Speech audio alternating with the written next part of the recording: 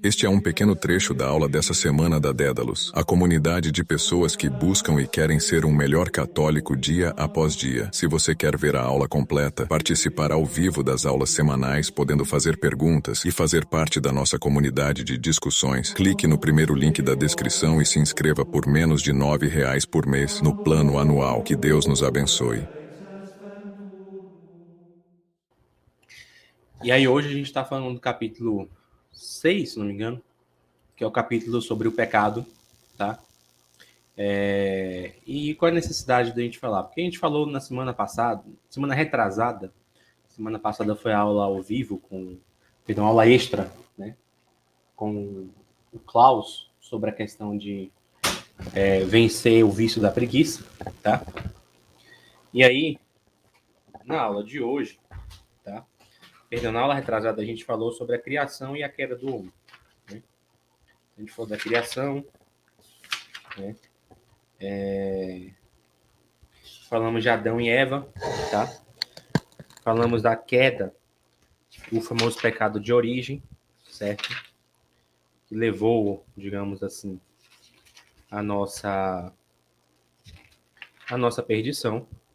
E agora a gente vai ter que atualizar esse conceito de pecado, porque é o seguinte, tá? Teve até alguém que perguntou, como é que eu posso pensar num pecado lá que foram cometidos não sei quantos anos antes e simplesmente, né, hoje faz parte da nossa vida. Tá?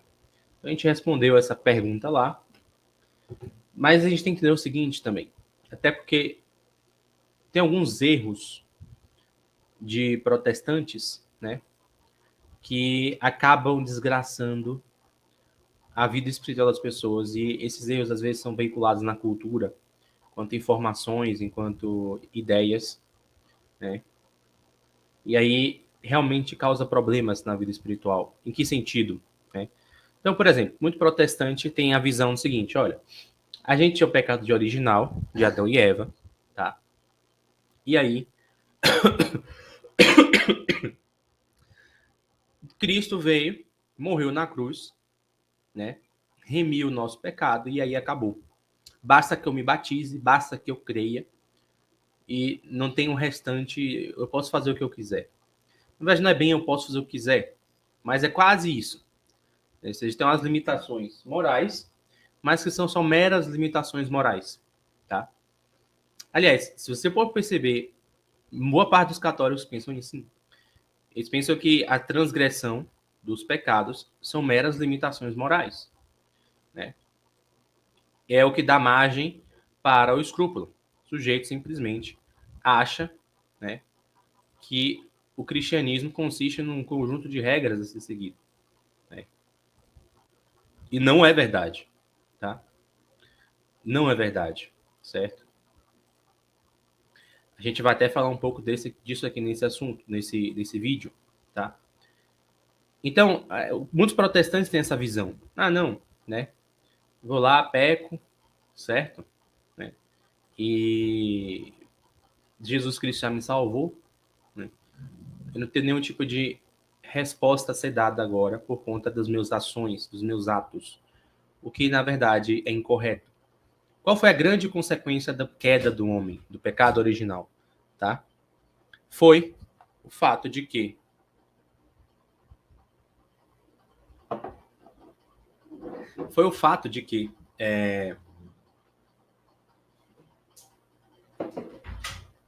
nós vivíamos num mundo inteiramente ordenado com a vida divina, tá? Então, o homem tinha plena comunhão com a vontade divina, tá? E aí o que acontece? Quando o homem pecou, ele perdeu a capacidade de se unir a essa mesma vontade divina. Então, o mundo ao redor, certo? A circunstância com o homem se insere, bem como ele mesmo, perde a capacidade de conexão com a vontade divina. E o que é exatamente estar unido a essa vontade divina? É simplesmente fazer o bem. Então, quando a gente define que uma coisa é boa ou que uma coisa é má, ela é fruto única e exclusivamente, tá, da vontade de Deus, certo? Então, eu estou todas as aulas, se vocês forem assistir, quem é assinante ou quem está acompanhando aqui semanalmente, ou ao vivo ou gravado, tá? Sabe que eu estou falando o seguinte, olha, se você não tem o conhecimento metafísico, se você não tem o conhecimento de quem é Deus, o que é Deus, tá? Se você não busca a raiz do ser das coisas, você vai cair no joguete, no falso joguete moral, no falso joguete moralista. Por quê? Porque as coisas são boas ou más, porque elas estão conforme a natureza divina ou não, tá? Vamos pegar, por exemplo, sexualidade. Ela é boa quando ela está conforme a natureza divina, que é a capacidade de gerar comunhão, tá? E frutos daquilo ali que seriam os filhos. Ela é má quando está fora dessa natureza, entre aspas. Tá? Natureza aqui, eu não estou falando natureza no sentido ontológico, tá? Natureza como ser das coisas, como o que aquilo tem que ser de fato. Para que aquilo foi criado? Qual o propósito disso? Tá? Então, ela está fora disso, desse propósito, quando é encaminhada para algo distante, tá? Do que é a natureza, a própria natureza divina. Então, a gente sabe, por exemplo, Deus é comunhão. 3 pessoas em uma. E a sexualidade humana é comunhão, onde pode existir 3 pessoas no mesmo ambiente, no mesmo meio, tá? Então, em certo sentido, a gente percebe isso. Tá? E aí, o que acontece, tá? Todos os ordenamentos morais são baseados nisso. Principalmente por quê? Por conta da aula passada, certo? Que é a questão da queda. Então, o homem caiu, ele não consegue mais cumprir o propósito da existência divina. E quando ele não cumpre o propósito da existência divina na sua própria vida, ele está cometendo aquilo que nós chamamos de pecado, tá? Então, essa é a importância da aula de hoje, da gente fazer o seguinte, olha, cara, tá? Os seus atos, eles não são meros atos inconsequentes e atos inteiramente jogados a esmo. Você não pode sair fazendo o que você quer ou o que dá na sua telha, entendeu? As coisas têm um sentido e uma raiz de ser, e esse sentido está fundado ultimamente em Deus, tá? Obviamente, o caminho mais fácil de você descobrir isso, tá? É a própria igreja, a revelação da Escritura, certo? O Léo 13 ele tem até um certo cuidado em falar isso, que ele fala que muitos pais falam para os filhos que a raiz dos males, né, o que é bom ou certo a ser feito, vem única e exclusivamente do que a igreja diz, tá? Só que isso é uma meia-verdade. Por quê? Porque o que a igreja diz é unicamente aquilo que Deus diz, em certo sentido. A igreja é uma espécie de guardiã e tradutora da mensagem divina. Boa noite aí, Fabrício. Tudo bem? Então, é impróprio você falar isso, porque gera uma certa confusão na cabeça das pessoas. As pessoas ficam pensando que, não, aquilo só é errado porque a igreja disse, né? E aí, na era que a gente vive, que as pessoas não querem, digamos assim, se subordinar a uma autoridade humana, isso só causa mais confusão, tá? Olha, cara, sim, a igreja disse isso, mas a igreja é portadora e guardiã da mensagem divina. Então, em última instância, quem está falando isso é Deus, tá?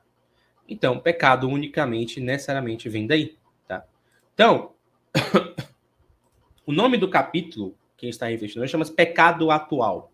Então, a gente falou do pecado original, que quer dizer o seguinte, é o pecado de origem, é o que gerou e capacitou, ou seja, abriu a possibilidade para os homens pecarem.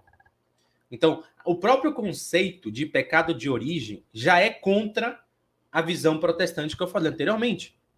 Que é a visão de que, não, você tem um pecado original, Jesus pagou ele na cruz, então acabou-se a realidade do pecado para nós. Porque agora eu sou ungido do Senhor. Eu tenho a fé em Cristo. E ponto final. Não, não é assim, tá? Obviamente que é o ideal que essa fé cresça, desenvolva-se e amadureça a ponto de você começar a não pecar mais nas suas atitudes. Mas isso não quer dizer, tá, que nos seus atos a realidade do pecado está extinta. Não, por quê? Porque a vontade divina se realiza a todo instante, tá? E as coisas, conforme foram criadas, têm um propósito de existir, tá? Tem uma razão de ser. E nós podemos, com aquilo que nós chamamos de livre-arbítrio, tá? Optar por situações que estão desonrando essas coisas. Então, quando você vai lá, maltrata um animal só por maltratar. Não está te ameaçando, não é uma questão de alimento, você está querendo se alimentar, não é uma questão de, sei lá, vou tentar fazer alguma coisa aqui que ajude a melhorar a vida de A, B ou C, você está só sadicamente maltratando o animal. Ou seja, o animal foi feito para isso? Não foi. Ele foi feito para quais realidades? Olha, alguns animais para trazer lúdica e divertimento ao homem, tá? Outros para transporte, outros para o alimento, outros para produzir roupas, né? Outros para nos inspirar temor, então os animais mais selvagens, e assim vai, entendeu? Então, se não há necessidade de estar fazendo aquilo, você simplesmente está destruindo, tá? A razão de ser daquele objeto, que no caso é um animal, certo? E aí você configura um pecado, tá? Então, isso chama-se pecado atual. Todos os pecados que você comete no seu dia a dia são chamados de pecados atuais, porque é como se fossem atualizações daquele pecado original que Adão e Eva cometeram, tá? Qual foi o pecado original que Adão e Eva cometeram? Foi a soberba. A gente falou naquela aula, tá? O Léo 13 também fala aqui, né? Hoje as pessoas têm a visão assim, não, o pecado foi a desobediência. Não necessariamente, a desobediência foi uma consequência. A soberba foi o pecado de origem, tá? E é por isso que os santos padres vão todos falar, unanimemente praticamente, que a soberba é a mãe e raiz de todos os vícios. Não é uma mera coincidência. É a relação das coisas, tá? Então, por trás de todos os outros pecados que cometemos no dia a dia, há uma raiz de soberba. É por isso que essa tara que as pessoas hoje criaram nas redes sociais, de não, você tem que buscar humildade, ou então até sair falando que fulano e ciclano de tal é humilde. As pessoas perderam completamente a noção do ser das coisas, daquela realidade a ser meditada. Porque, veja só, humildade é uma virtude das mais difíceis de se obter, das mais complexas de se obter, tá? Não é uma coisa simples e fácil que você aprende a fazer num curso, ou você aprende se você lê um livro. Não dá, é uma coisa assim de a vida inteira. E tem níveis de humildade, se Deus quiser. A gente vai ter uma aula na Dédalus, na parte de modo de vida espiritual, sobre o livro de São Bernardo de Claraval, que são os 12 graus da humildade e da soberba, tá?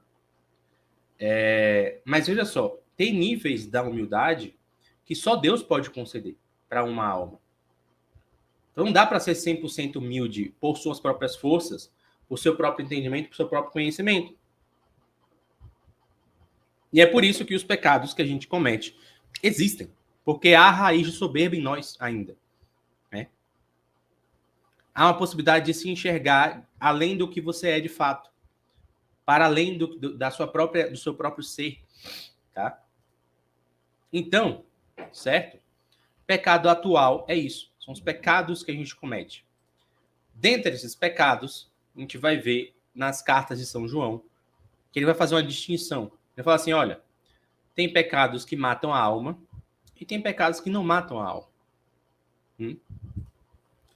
Isso é essencialíssimo, até porque muito católico também, novamente, por conta de uma visão protestantizada das coisas, cai naquela coisa de, não, olha, não existe pecadinho e pecadão. Existe sim. Talvez você pode falar isso no intuito assim, de que, olha, a gente não pode menosprezar os pecados inferiores. Ah, só porque é pecado inferior, é um pecado mais leve, eu posso deixar de lado, né? De fato, aí nesse sentido, faz sentido essa frase de dizer, olha, não existe pecadinho e pecadão. Mas ele existe sim ontologicamente. Porque existe uma coisa chamada justiça divina. Tá? Se a justiça, como entendida por Platão, é dar a cada um aquilo que lhe é próprio, que lhe é devido, tá? É óbvio, seria totalmente injusto, por exemplo, Deus mandar para o inferno o cara que, sei lá, tava numa roda de amigos, fez uma mentirinha entre amigos lá, para contar uma piada, e o cara que mentiu, difamou, caluniou e destruiu um casamento. Entendeu? Não tem proporção, entendeu? Os dois erros são erros. Não deixa de ser. Mas a consequência, a gravidade deles modifica-se, tá? Em razão de sua circunstância. Então não dá para você fazer isso, tá? Porque existe uma coisa chamada justiça divina. Você falar que não existe diferença entre os pecados, é você anular completamente a justiça divina. Você chamar Deus de tirano. É um tirano que não tem razão de proporcionalidade nos seus juízos. Então você pega a Nicarágua, né? O cara tá tratando o povo que quer rezar só numa igreja. No máximo vai falar 3 ou 4 palavrinhas contra o governo não miria, tá? Como se fossem criminosos de alta periculosidade, precisam ser abatidos e mortos, extirpados da face da terra, né? Cara, isso é falta de proporcionalidade na justiça, na forma de aplicar a justiça. Isso é próprio de tiranos. Deus não é um tirano. Deus é um governante soberano, sábio e justo. Implica em justiça essa distinção. Então, São João faz essa distinção na carta dele. Não me lembro quantas cartas é. De tal modo que a gente precisa ter a noção, o entendimento de que isso realmente existe. Olha, existem atividades minhas, atitudes minhas, que matam a alma, tá? E existem outras que não, certo? Essa diferença é aquilo que a gente chama, tecnicamente, de pecado mortal e pecado venial. Pecado mortal matou a alma. A alma precisa ser ressuscitada novamente. Pecado venial é um pecado de vênia, tá? Ou seja, é um pecado de falta de reverência. O que é fazer uma vênia? Você fazer uma vênia é você reverenciar algo ou alguém pelo seu, né, pela sua sacralidade, certo? Quando você falta com isso, você comete um pecado venial. Então, primeira coisa, tá? Muita gente acompanha e já fica assim, cara, eu quero saber os pecados veniais, né? Essa é a primeira pista, tá? Por que não há uma lista de pecados veniais? Teve um santo que tentou fazer essa lista, mas não esgota. Não é como você faz um exame de consciência que alguns padres fazem, ou outros, enfim, que as pessoas tendem a usar para fazer uma confissão. Na maior parte das vezes, esses exames de consciência conseguem esgotar os pecados mortais.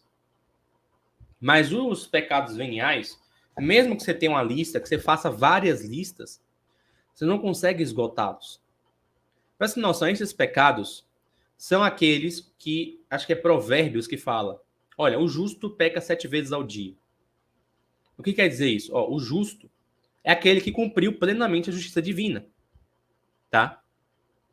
Cumprir plenamente a justiça divina é seguir a lei. Por quê? Lembra do conceito de justiça? É dar a cada um que é devido. Deus deu ao homem o que fazer ou o que não fazer por meio da sua lei. E o homem, em resposta, age em conformidade a essa lei. Então, você tem ali perfeitamente o conceito de justiça aplicado. Então, por isso que quem cumpre a lei é o justo. Justo é todo mundo, aquele que não comete pecado mortal. Mas Provérbios fala que esse sujeito, essa sujeita que faz isso, peca 7 vezes ao dia.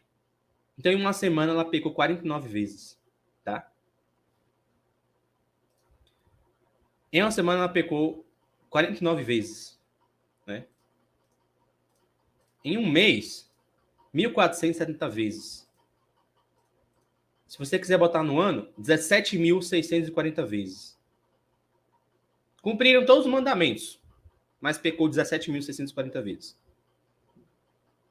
Isso assim, se a gente levar o número literalmente, né? Porque o 7 aí não é somente uma questão literal, tá?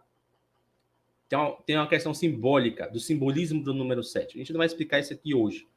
Não é assunto para essa aula. Mas o que acontece, tá? Provérbios vai falar isso. Os teus pecados veniais, não tem como você fazer uma lista. Tá? Só que o que acontece é o seguinte, o cara que é justo, ele consegue ter noção dos pecados veniais que ele comete. Por quê? Porque o benefício de você cumprir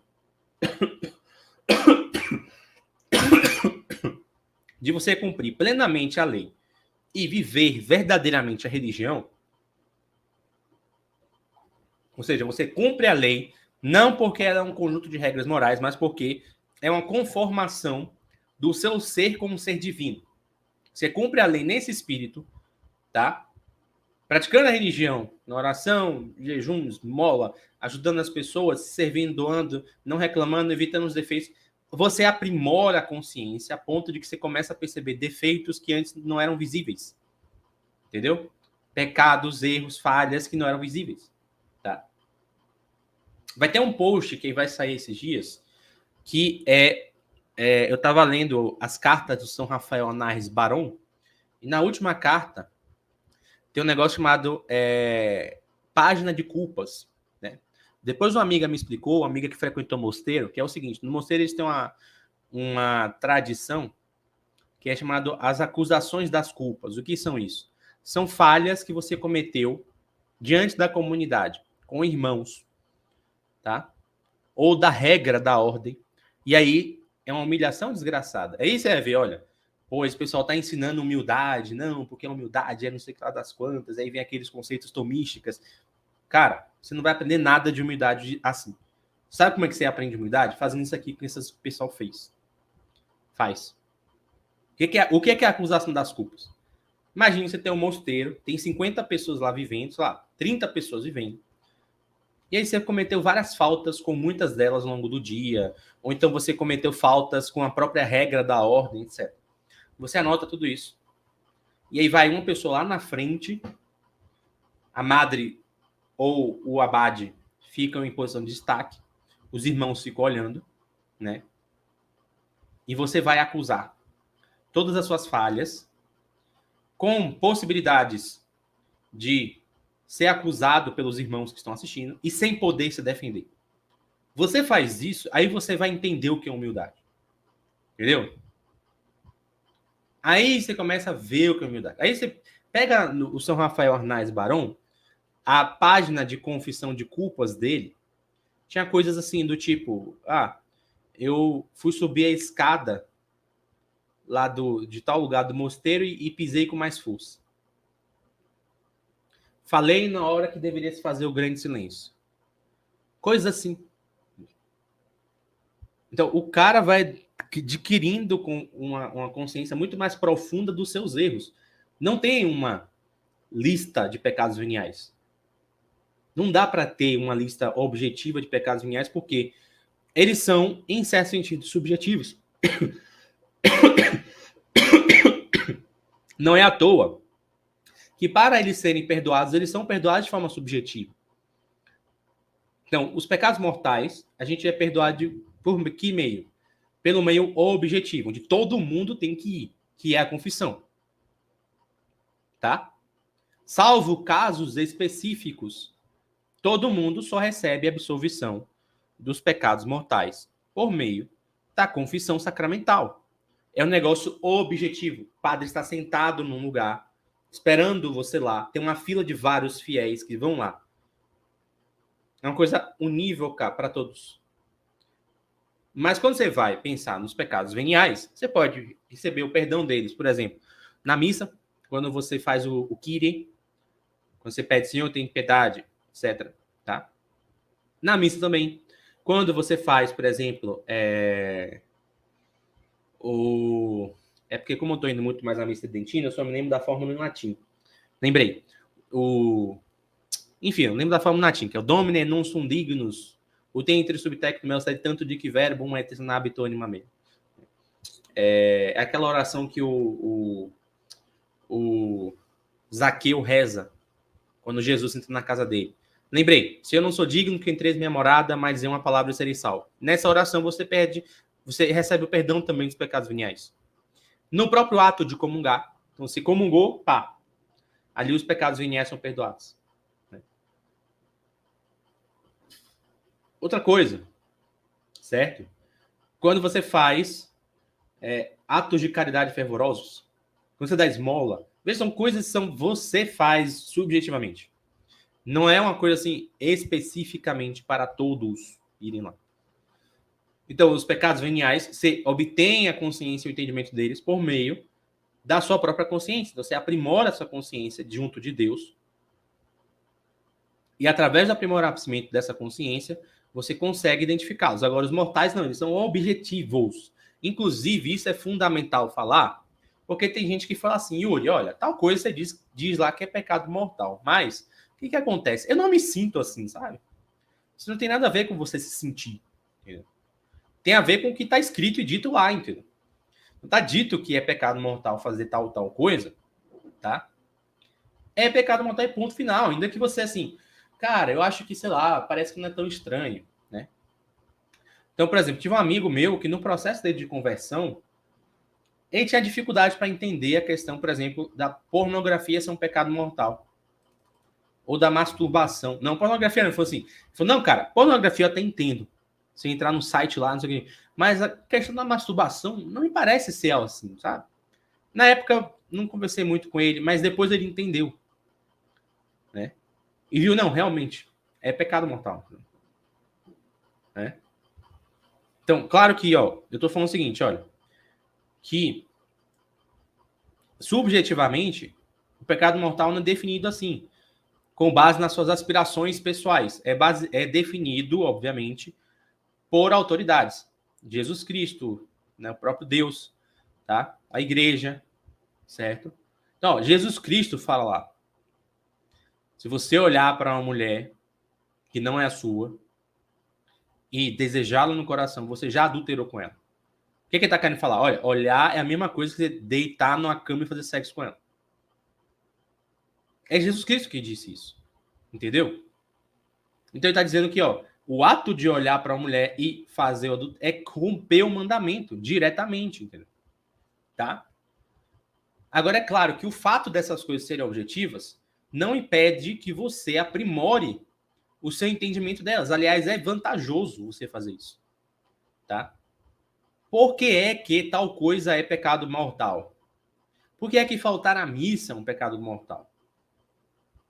Por que é que eu usar um biquíni, no caso da mulher, é um pecado mortal? Por que é que eu olhar para a mulher de biquíni é um pecado mortal? Por que é que Jesus Cristo falou isso?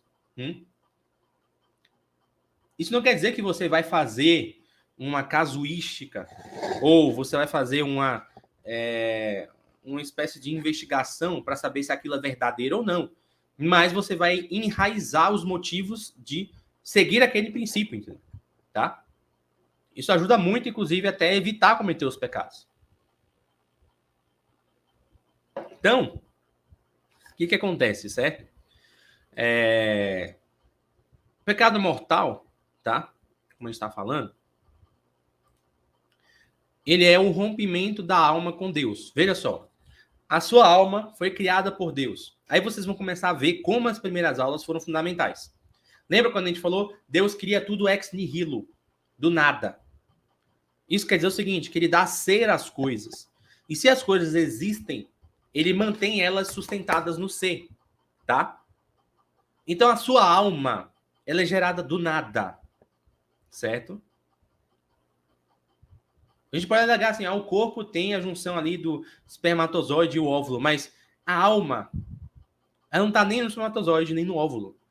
Ela está em Deus, ela é de Deus, vai para Deus novamente. Então há uma unidade entre a sua alma e Deus natural, tá? Que não é plenamente perfeita por causa da queda. Mas, quando você se batiza, essa unidade é recuperada, que é o que a gente chama de estado de graça, tá? O estado de graça permite que a sua alma só tenha uma afinidade com Deus, tá? E não é nem assim, não é uma afinidade em ato. Ou seja, Você não virou o amigo de Deus. O santo é que é o amigo pleno de Deus. Tá? Mas você tem uma porta aberta para virar esse santo, entendeu? Você tem uma porta aberta para virar esse sujeito íntimo de Deus. Tá? O sujeito que chama a Deus, o Deus vem, entendeu? Tá? Essa, inclusive, é uma confusão que está sendo feita nas redes sociais. As pessoas têm transformado o estado de graça, como eu já falei, numa espécie de super saiyajin cristão. Não é, entendeu? Não é porque está em estado de graça que tudo vai se resolver, tudo vai ser maravilhoso. Ou a famosa teologia da prosperidade sacramental.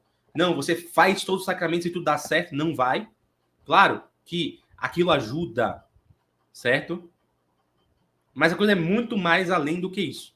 Tá? Então, você está fazendo, você tem um estado de graça, tem essa unidade com Deus, e você tem essa frequência dos sacramentos, tem uma porta aberta para você se aproximar dele. Mas isso não quer dizer que você já é próximo dele. Tá? Se não fosse assim, a igreja estava pululando de santos por aí. E a gente está vendo que não está. Certo? Então, a sua alma tem essa amizade com Deus, natural, que é rompida pelo pecado. Então você vê lá esse rompimento quando Adão e Eva pecam e eles se escondem de Deus, temem a Deus. Não temem no sentido correto da palavra. Temem no sentido de ter medo. Tá? Ter pavor de Deus, saber que Deus existe, saber que ele está à espreita, né? Saber que a qualquer momento ele pode vir, aparecer e falar com eles. Então isso aí é um exemplo do rompimento dessa amizade, certo? Que está em nós quando nascemos. Mas o que acontece? A gente recebe a graça batismal, que faz o quê? Ela recupera o estado de amizade original. Veja que Adão e Eva estavam em estado de graça. Perderam, tá? Certo? E tinha muitos dons ainda, tá? Então, o que acontece? Certo? Tem essa amizade natural. E aí o pecado mortal, o que ele faz? Ele rompe. Você volta ao estágio de Adão e Eva. Tá? Por isso que eu falei, primeiro, pecado de origem é a soberba. Segundo, todo pecado que a gente comete tem por raiz a soberba. Então você volta, é como se fosse assim, quando você peca mortalmente, você volta para o jardim do Éden e você come a maçã de novo, você come o fruto de novo. Tá? Não, eu estou optando por essa decisão aqui. Isso é o pecado mortal. Este é um pequeno trecho da aula dessa semana da Dédalus, a comunidade de pessoas que buscam e querem ser um melhor católico dia após dia. Se você quer ver a aula completa, participar ao vivo das aulas semanais, podendo fazer perguntas e fazer parte da nossa comunidade de discussões, clique no primeiro link da descrição e se inscreva por menos de R$ 9 por mês no plano anual. Que Deus nos abençoe.